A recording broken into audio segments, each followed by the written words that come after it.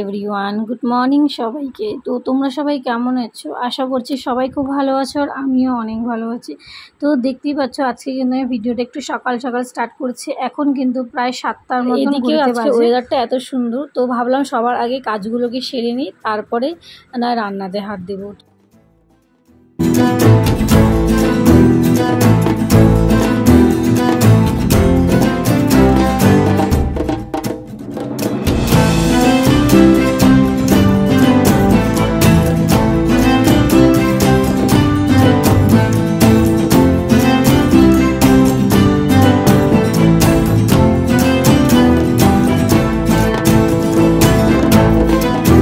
এদিকে আমি ঘরে এসে দেখি ঘুম থেকে ওঠার পর বিছানাটাও মানে ওরকমভাবেই আছে, জানলাটা পর্যন্ত খুলিনি।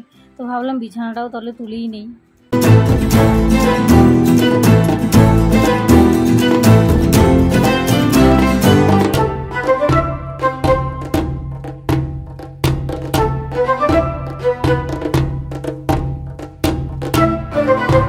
তো আমি এখানে মোটামুটি কিছু কাজ করে নিয়ে এখানে সকালে আমার একটাই রুটিন থাকে, 1 গ্লাস জল খাওয়া। তো আমি জলটা শান্তভাবে খেয়ে নিয়ে তো রান্নাঘরে আসছিলাম। এদিকে দেখি মা বসে পড়েছে পুজো দিতে, যেহেতু আজকে শনিবার।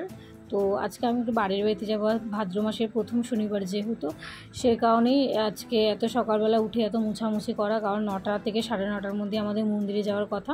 সেই সময়টা না মন্দিরটা খুব সুন্দর ফাঁকা থাকে, সেরকম ভিড় হয় না। আর যেহেতু হাজব্যান্ডের সাথে যাব, সেই কারণে সকাল সকালে যেতে হবে, আবার 11টার মধ্যে ওকে অফিসে যেতে লাগবে। তো সেই কারণে এদিকে মা পুজো দিচ্ছে, আর আমি ভাবলাম এদিকে আমি সবজিগুলো কেটে আমি কিন্তু রান্না এখানে বসিয়ে দিয়েছি, আর সবজিগুলো এখানে আমি কেটে নিচ্ছি।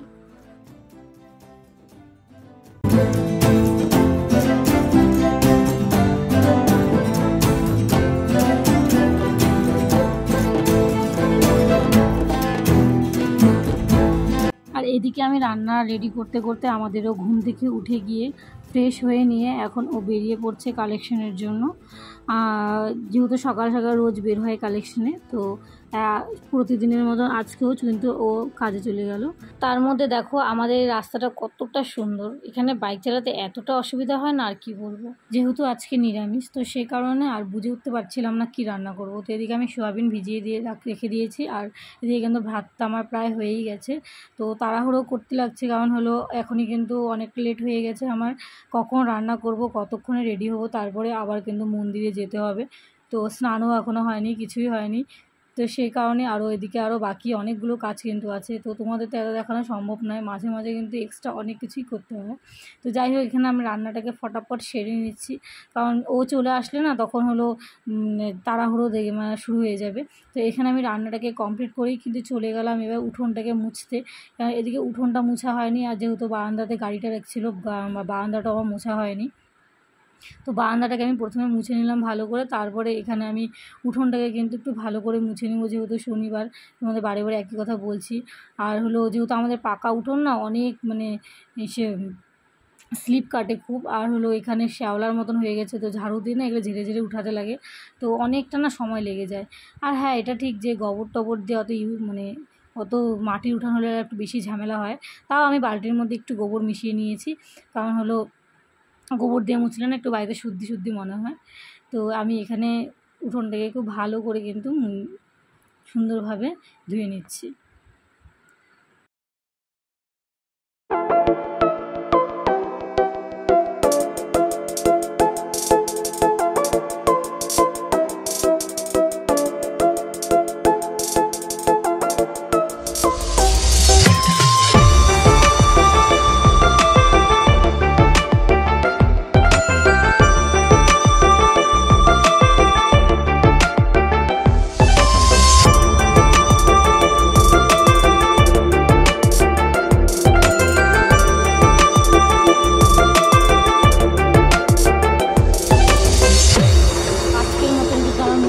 সব কাজ শেষ হয়ে গেছে, আর এখানে দেখো রোদটাও কিন্তু প্রচণ্ড পরিমাণে উঠে গেছে। তো ভাবলাম আমি এখন স্নানটা করে নিই।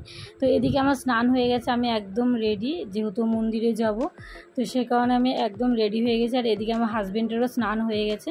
তো কিছুদিন থেকে ও একটু আজে বাজে স্বপ্ন দেখছিল, সে কারণে ওকে এখানে একটু পুজো দিয়ে দিচ্ছে মা মনসার নামে।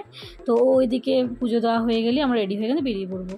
আর ফট করে না এত পরিমাণে রোদটা উঠলো না, আর কী বলবো, কিছুক্ষণ না সকালবেলা আকাশটা এতটাই সুন্দর ছিল, মানে দেখে একটু শান্তি ফিল হচ্ছিলো। তার মধ্যে এতটা রোদ উঠে যাবে ভাবতেই পারিনি। আর শাড়ি পরছি তো খুবই গরম লাগছিলো। তো যাই হোক, দুজনে মিলে কিন্তু বেরিয়ে পড়লাম মন্দিরের জন্য। যেহেতু 10টা বেজে গেছে, যেখানে আমাদের 9টা সাড়ে 9টার সময় যাওয়ার কথা, এখানেই আমাদের 10টা বেজে গেছে। তো তাড়াহুড়ো করে যাচ্ছি, জানি না ভগবান করে যাতে ফাঁকা থাকে সেই চিন্তা করেই যাচ্ছি। এদিকে হলো সন্দেশ নেওয়া হয়নি, তো যেহেতু আমাদের যাওয়ার পথেই পড়ে, তো সে কারণে ভাবলাম যে এখান থেকে সন্দেশটা নিয়েই একবারেই চলে যাই। তো এখানে পৌঁছে এসেই দেখি যে হ্যাঁ, মন্দিরটা আজকে অনেকটা ফাঁকা আছে। সত্যি কথা দেখেও অনেকটা ভালো লাগলো। আর তার মধ্যে যেহেতু ভাদ্র মাসের প্রথম শনিবার, ভেবেছিলাম যে হয়তোবা অনেকটা ভিড় হবে, সেই আন্দাজে কিন্তু মন্দিরটা একদমই ফাঁকা ছিল। যেহেতু সকাল ছিল, হয়তোবা দুপুরবেলা আস্তে আস্তে আরও ভিড় হতে পারে।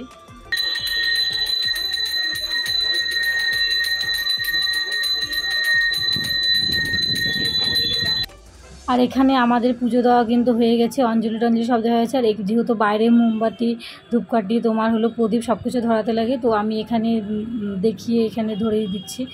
তো আর সত্যি কথা বলতে চান তো অনেকটা শান্তিভাবে, মানে রিল্যাক্সভাবে আমরা পুজো দিয়েছি। আর ফাঁকা মানে থাকলে পরে একটা সুবিধা হয় কি, যে তুমি ঠিকঠাকভাবে অঞ্জলি বা ঠিকঠাকভাবে পুজো দিতে পারবে।